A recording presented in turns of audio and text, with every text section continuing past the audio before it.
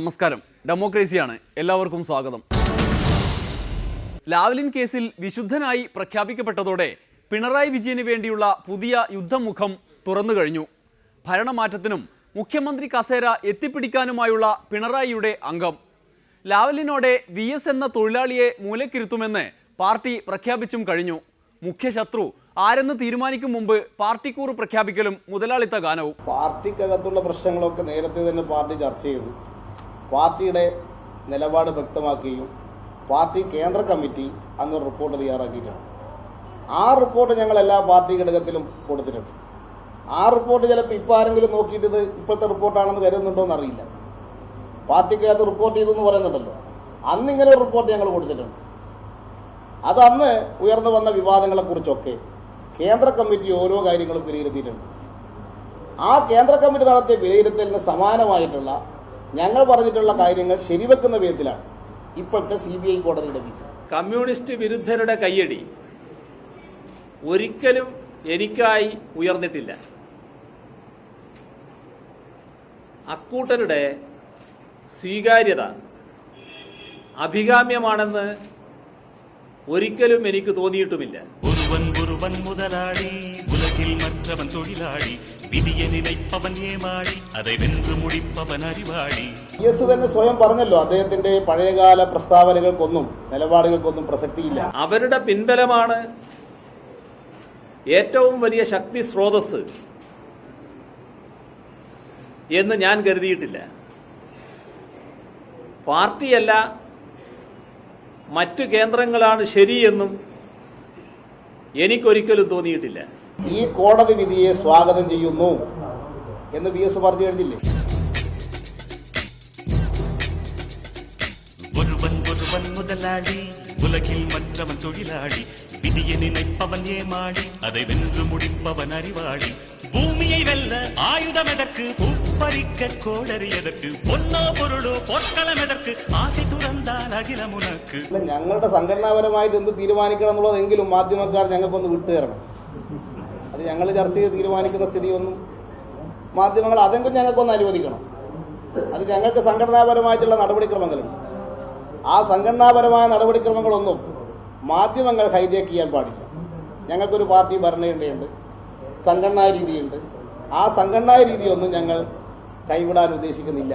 CPM അല്ലേ സംഘടനാപരമായി തന്നെ പ്രശ്നങ്ങൾ കൈകാര്യം ചെയ്യും. VSന്റെ കാര്യം ഏതായാലും അവിടെ നിൽക്കട്ടെ. ലാവ്ലിൻ വിധി വന്നതോടെ പാർട്ടിയുടെ മുഖ്യ അജണ്ട എന്ന സ്ഥാനത്തു നിന്ന് VS മാറ്റപ്പെട്ടു. സംസ്ഥാന ഭരണം പിടിക്കലാണ് ഇപ്പോൾ പ്രധാന അജണ്ട. അതിനോടൊപ്പമുള്ള അനുബന്ധ അജണ്ട മാത്രമാണ് VS അച്യുതാനന്ദൻ. ഭരണം പിടിക്കുന്നതിന് മുന്നോടിയായി ഉമ്മൻചാണ്ടിയെ വിരട്ടി ഓടിക്കണം. അതിന് കോടിയേരി ബാലകൃഷ്ണൻ തന്നെ വരും. ലാവ്ലിന് പിന്നിൽ VS ആണെന്ന് പിണറായി വിജയൻ പറയുമെങ്കിലും കോടിയേരി അല്പം വ്യത്യസ്തനാണ്. ഉമ്മൻചാണ്ടിയെ നിരപ്പാക്കാനും ലാവ്ലിൻ ഉപയോഗിക്കാമെന്ന് കോടിയേരി ബാലകൃഷ്ണൻ തെളിയിച്ചു. UDFന്റെ പ്രത്യേകിച്ച് ഉമ്മൻചാണ്ടിയുടെ ഇടപെടലിന്റെ ഫലമായിട്ടല്ലേ CBI ആ അന്വേഷണം ഏറ്റെടുക്കുന്ന അവസ്ഥയുണ്ടായത്. CBI അന്വേഷിച്ചപ്പോഴും പിണറായി വിജയന്റെ പേരിൽ ഒരു കുറ്റവും CBI ആദ്യം കണ്ടില്ല. അതുകൊണ്ട് അദ്ദേഹത്തെ പ്രതിയാക്കാൻ ആദ്യം CBI തയ്യാറായില്ല. CBI ഡയറക്ടർ തന്നെ അതിനാദ്യം തയ്യാറായില്ല. ഒടുവിൽ ഇടതുപക്ഷം 1ാം UPA മന്ത്രിസഭയ്ക്കുള്ള പിന്തുണ പിൻവലിച്ചു. ആ പിന്തുണ പിൻവലിച്ചതിനുള്ള പ്രതികാരം തീർക്കാൻ CBIയുടെ മേൽ ഇടപെടലുണ്ടായി. ഒരുത്തനെ തട്ടിയിട്ട് ഉടനെ തന്നെ തിരിച്ചു പോകണം. 2 ഔൺസ് ദശമൂലം. കോൺഗ്രസിന്റെ പ്രമുഖ നേതാവായ ഉമ്മൻചാണ്ടിയുടെ കൂടെ ഇടപെടലിന്റെ ഫലമായിട്ടല്ലേ അത് വന്നത്. അത് ഇവിടെ ഇരിക്കുന്നവർക്ക് ആർക്കും അറിയത്തില്ലേ? ഹം സബ് ചോർ ഹേ എന്നാണ് പിന്നെ അന്നത്തെ പത്രത്തിലെ ഹെഡിങ്. ഹം സബ് ചോർ ഹേ, ഞങ്ങളെല്ലാം കള്ളന്മാരാണ്. അങ്ങനെ പറഞ്ഞവർ തന്നെയായി ചോദ്യം ഇപ്പം എന്നോട് ചോദിക്കുന്നത്. ഇന്നലെ എല്ലാവരും അഭിപ്രായം പറഞ്ഞു, പക്ഷെ മുഖ്യമന്ത്രി മാത്രം അഭിപ്രായം പ്രകടിപ്പിച്ചില്ല.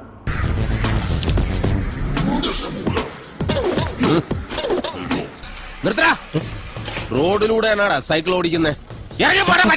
ഒരു കൊലക്കേസ് കഴിഞ്ഞ് ഇറങ്ങിയുള്ളൂ, വെറുതെ തന്നെ വീണ്ടും ജയിലിൽ കയറ്റിക്കരുത്.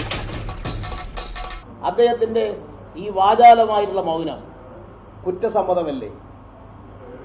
ഇങ്ങനെയൊരു രാഷ്ട്രീയ നേതാവിനെ കള്ളക്കേസിൽ കൂട്ടിൽ മുൻകൈയെടുത്തതിൽ ഉമ്മൻചാണ്ടി പശ്ചാത്തപിക്കുന്നുണ്ടോ? എങ്കിൽ അദ്ദേഹം ആ കാര്യം തുറന്നു പറയണം. നീ എനിക്കെതിരെ സാക്ഷി പറയൂലടാ. ധൈര്യം ഉണ്ടെങ്കിൽ ഇറങ്ങി വാടാ, ഇല്ലെങ്കിൽ ഞാൻ അങ്ങോട്ട് വരാടാ. രാഷ്ട്രീയ എതിരാളികളെ വേട്ടയാടാൻ വേണ്ടി കേന്ദ്ര സംസ്ഥാന ഗവൺമെന്റുകളെ കയ്യിലുണ്ടെന്നുള്ള ധരിച്ച് എന്തു ചെയ്യാൻ ഇറങ്ങിപ്പുറപ്പെടുന്ന കോൺഗ്രസിന് കിട്ടിയിട്ടുള്ള വലിയ ഒരു താക്കീതാണ്, ഒരു തിരിച്ചടിയാണ് ഇന്നലത്തെ കോടതി വിധി. ഇന്ന് നിന്റെ അവസാനോടാ. അത് ബോധപൂർവമായി കെട്ടിച്ചമച്ചൊരു കേസായിരുന്നു എന്നതാണ് ഇന്നലെ CBI കോടതിയുടെ വിധിയോടുകൂടി ഉണ്ടായിരിക്കുന്ന സംഭവ വികാസം. ഇങ്ങനെ ഒരു കേസ് ഉണ്ടാക്കുന്നതിൽ മുൻകൈ എടുത്തത് ഇന്നത്തെ മുഖ്യമന്ത്രി ഉമ്മൻചാണ്ടിയാണ്. അദ്ദേഹം UDFന്റെ കൺവീനറായിരിക്കുന്ന കാലത്താണ് ഈ വിജിലൻസ് അന്വേഷണം നടത്താൻ, ലാവ്ലിൻ സംഭവത്തെക്കുറിച്ച് വിജിലൻസ് അന്വേഷണം നടത്താൻ അദ്ദേഹം UDF കൺവീനറായിരുന്ന കാലത്താണ് AK ആന്റണിക്ക് നിർദ്ദേശം കൊടുത്ത് ആന്റണി മുഖ്യമന്ത്രിയായിരുന്ന കാലത്ത് വിജിലൻസ് അന്വേഷണത്തിന് വേണ്ടി ഉത്തരവിട്ടത്. അത് പിണറായി വിജയനെ ലക്ഷ്യം വെച്ചുകൊണ്ടായിരുന്നു വിജിലൻസ് അന്വേഷണം നടത്താൻ അവർ ഉത്തരവിട്ടത്. ആ വിജിലൻസ് അന്വേഷണം പൂർത്തീകരിച്ചത് ഉമ്മൻചാണ്ടി മുഖ്യമന്ത്രിയായിരുന്ന കാലത്താണ്. എടാ, ഇന്നെങ്കിലും പോയി അടിച്ചനച്ച് കുളിച്ചിട്ട് വേണമെങ്കിൽ അവന്റെ ബോഡിക്ക് റീത്ത് വെക്കാൻ പാടാ. എല്ലാത്തിനും കാണിച്ചു. പാർട്ടിയിൽ ഉണ്ടാകുന്ന മാറ്റങ്ങൾ നാട്ടുകാർ ആകെ ഉറ്റുനോക്കുന്നുണ്ട്. ഭരണമാറ്റം ഉടൻ ഉണ്ടാകുമെന്ന പ്രതീക്ഷയിൽ അതുകൊണ്ട് തന്നെ സാമുദായിക സംഘടനകളും എത്തിക്കഴിഞ്ഞു. വെള്ളാപ്പള്ളിയെ പോലുള്ളവരുടെ ഉള്ളിലും ഉമ്മൻചാണ്ടി അട്ടിമറിയുന്ന ആ നിമിഷത്തെക്കുറിച്ചുള്ള ആകാംക്ഷയാണ്. ഒരു മാറ്റം വരുത്തണമെന്ന് കമ്മ്യൂണിസ്റ്റ് പാർട്ടിക്ക് തോന്നിയാൽ ഏത് സെക്കൻഡിലും ഒരു പ്രക്ഷോഭണം ഇത് നടത്തേണ്ട കാര്യമില്ല. ഇത് മറിക്കാനുള്ള എല്ലാ സാധ്യതയും ഇന്ന് LDFനും പ്രത്യേകിച്ച് പിണറായിക്കും കഴിയും. അതുകൊണ്ടാണല്ലോ ഞാൻ പറഞ്ഞത്, എന്തിനാണ് ഈ പ്രക്ഷോഭമൊക്കെ നടത്തുന്നത്? ഒരു വിക്കറ്റും വേണ്ട, പ്രതിരോധവും വേണ്ട, ഉപരോധവും വേണ്ട. ഈ ഭരണം മാറ്റണമെന്ന് പിണറായി സാവ് ഒന്ന് വിചാരിച്ചാൽ 5 മിനിറ്റിനുള്ളിൽ ഈ താഴെ വീഴും. അതിന് കാലുമാറാൻ വേണ്ടി ഇത്രയും ആളുകളാണ് കാത്തിരിക്കുന്നത്. ഇങ്ങനെ ഇക്കരെ കണ്ടിട്ട് അക്കരെ പച്ച നോക്കി നടക്കുന്ന ഒരുപാട് രാഷ്ട്രീയ നേതാക്കന്മാരും നമ്മൾ കാണുന്നുണ്ട്. ഇതെല്ലാം കണ്ടുകൊണ്ടാണ് നേരത്തെ തന്നെ ഇതിനെപ്പറ്റി ഞാൻ പറഞ്ഞിട്ടുണ്ട്. ആ അഭിപ്രായം ഞാൻ പിന്നീട് ആവർത്തിക്കുന്നു. ഇന്നിപ്പോൾ പാർലമെൻറ്റ് തിരഞ്ഞെടുപ്പ് കഴിഞ്ഞാൽ അവരതിനെപ്പറ്റി ആലോചിക്കുമെന്ന് പറയാൻ പ്രധാന കാരണം ഒന്ന്, പിണറായി അദ്ദേഹം ലാവ്ലിൻ കേസിൽ നിന്ന് അദ്ദേഹം നിരപരാധിയാണെന്ന് തെളിയിച്ച സാഹചര്യത്തിൽ അത് പണ്ടേ ചങ്കനാണ്, ഇപ്പോൾ ഇരട്ടി ചങ്കായി. ഇരട്ടി ചങ്കുള്ള ആൾ അദ്ദേഹത്തിന് ഇത് ചെയ്യാനുള്ള ആർജവം സ്വാഭാവികമാണ്. അതിപ്പോൾ അദ്ദേഹമായാലും കൊടിയേരിയായാലും പറഞ്ഞുവെങ്കിൽ അവർ മാറ്റും എന്നും അല്ലെങ്കിൽ മാറും എന്ന് പറഞ്ഞുവെങ്കിൽ അത് മാറ്റാൻ അവർ വിചാരിച്ചാൽ സാധിക്കും. അതിനെ ഇപ്പുറം നിന്ന് ആര് തടുത്താലും തടുക്കാനുള്ള ശക്തി ഇപ്പുറം ഇല്ല. കാരണം കോൺഗ്രസ്സിലാണെങ്കിൽ നിങ്ങൾക്കറിയാമല്ലോ, തമ്മിൽ കുഴി കുഴിച്ചുകൊണ്ടിരിക്കുകയാണ്. ഏത് സമയമാണ് ഉമ്മൻചാണ്ടിനെ കുഴിക്കിലാക്കാനെന്നും പറഞ്ഞാണ് ഒരു വിഭാഗം നിൽക്കുന്നത്.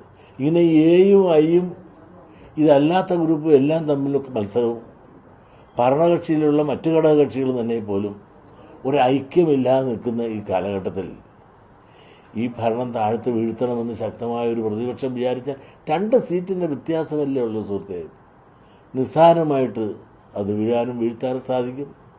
അങ്ങനെ വീഴാനും വീഴ്ത്താനും അതിന് കൂട്ടുനിൽക്കാനും പറ്റുന്ന ആളുകൾ ഇന്ന് UDFനകത്ത് കാര്യം മാറാനും തയ്യാറായി ഉള്ള ആളുകൾ നിലനിൽക്കുമ്പോൾ സ്വാഭാവികമായിട്ടും സംഭവിക്കാവുന്നതാണ്. അത് പാർലമെൻറ്റ് വരെ താമസിപ്പിക്കുന്നു എന്നുള്ള കാണിക്കുന്നതിൽ വലിയ മനാമനസ്കതയാണ്. എന്തായാലും പാർട്ടിക്കൊപ്പം നാടും ഒരുങ്ങിയ സ്ഥിതിക്ക് അട്ടിമറി എളുപ്പമാകുമെന്ന് കരുതപ്പെടുന്നു. ഇത്രയും കാലം വിലക്കപ്പെട്ട കനിയായിരുന്ന മുഖ്യമന്ത്രി കസേരയെക്കുറിച്ചുള്ള സ്വപ്നങ്ങൾ AKG സെന്റർ വഴി പടർന്നൊഴുകുകയാണ്. ഇനിയൊരു ഇടവേളയാണ്, അത് കഴിഞ്ഞ് സ്വപ്നം കാണൽ. UDFന്റെ പല കക്ഷികളും അസംതൃപ്തരാണ്. കോടിയേരി ബാലകൃഷ്ണന്റേത് മലർപ്പൊടിക്കാരന്റെ സ്വപ്നമാണ്. സ്വപ്നങ്ങളെ